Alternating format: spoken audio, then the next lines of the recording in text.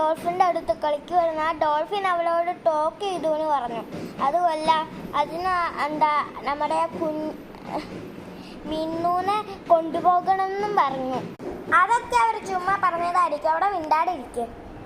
എന്നാ ഓക്കെ ചേച്ചി, നമുക്ക് കളിക്കാം. ഇനി നമുക്ക് ഡോൾഫിൻ്റെ അടുത്ത് പോവണ്ട. അമ്മയോട് അവിടെ അടുത്തൊരു പാർക്കുണ്ട്, അവിടെ പോവാന്ന് പറയാം.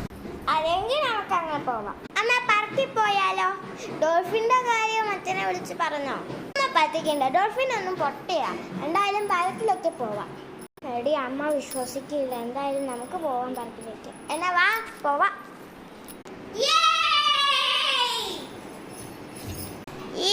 അനീതി, ഇത് സൂപ്പർ ആട്ടോ അനീതി.